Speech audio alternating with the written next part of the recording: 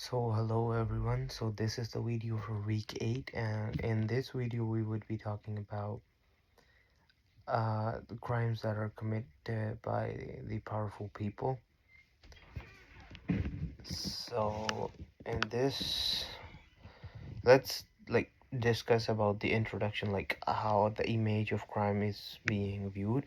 So the criminal justice system creates a stereotypical image of the typical offender, that it's some guy from a regional or race or caste minority who is suffering from so and so problem, and they're always generalized as criminals. So crime data shape this image as young, lower class, indigenous, or black males. However, the reality is totally different, as we know. So those responsible for the most harm are often affluent, white, middle-aged, or older men in positions of power who has a huge amount of money.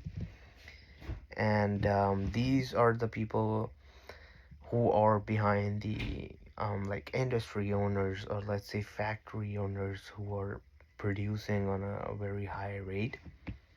So these kind of people are the ones who are mostly responsible for the huge amount of harm, that are holding a very high position of power. So these individuals hold positions in corporations, as I said, financial institutes, maybe military and government officials as well. So these elites influence economic, political, and military institutions. So their positions allow them to avoid accountability. So they do have the power, so they do have the connections.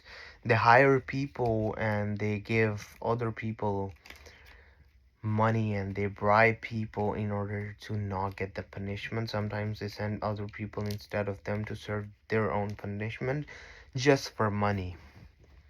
So I would be talking about some of the examples for harms that are caused by the people, by the elite people, by the powerful people. So the first one is environmental crimes. So one of the examples I do have is the Reed Paper Company dumping mercury near the grassy narrows, First Nation reserves in Ontario. So after their production, they threw the mercury in the river. What happens is it also poisoned the soil, water, and also the wildlife, and it also caused severe illness, paralysis, coma, and even deaths to the people living nearby, as mercury is a highly potent poisonous substance, which is very dangerous if somebody comes under the contact or consumes it. So despite the devastating effects, the corporate leaders who were behind this, they often escaped their punishments, or they just got served with a very short punishment. The next up is financial crimes. Politicians, business leaders, high income individuals hide their money in offshore tax havens. One of the biggest example for this is the Swiss bank. So Swissian currency, the Swissian banks asks for a super high security. Um, it's basically like a super elite bank, which requires you to have a very strong background in order to open your account in that. But your money is super secure in the Swiss banks because it's very rare and super hard to get access to the details of that money. The next step is pharmaceutical industries and the opioid crisis.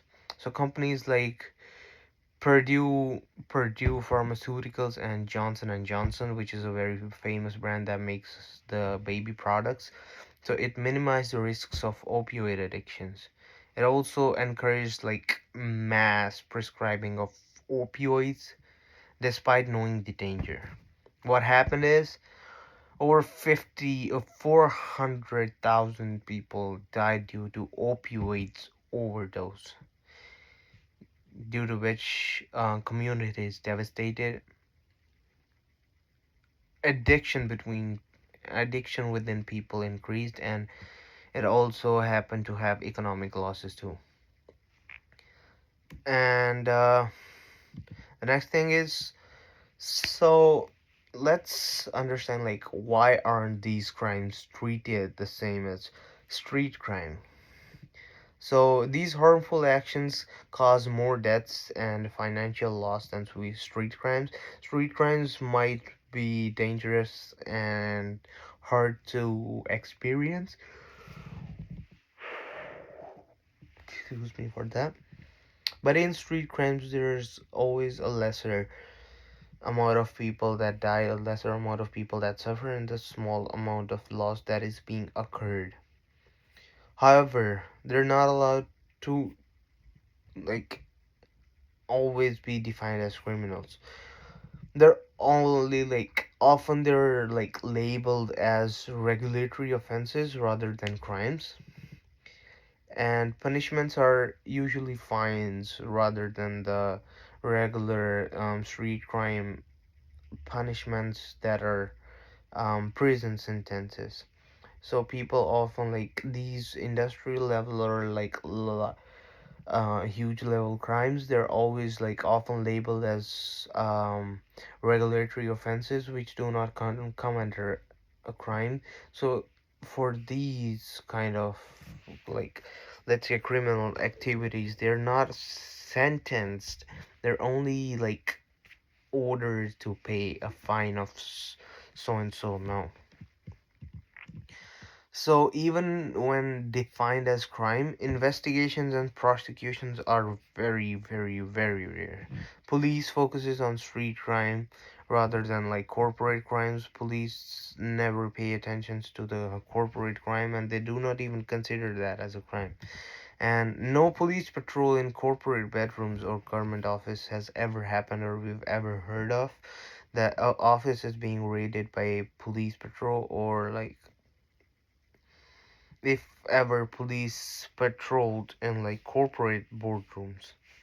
So which results in like crimes committed by the powerful get so undetected and so unpunished that they almost escape the act, and this only boosts their confidence. So just to sum up about all of this, so the key takeaways are like the traditional image of crime ignores the most harmful offenders. The power elite commit large scale crime, harm, yet face little legal consequence. Corporate and elite crimes should be recognized as like a major crime problem, and there is a need for stronger regulation, oversight, and accountability to address these injuries. That's all. Thank you very much.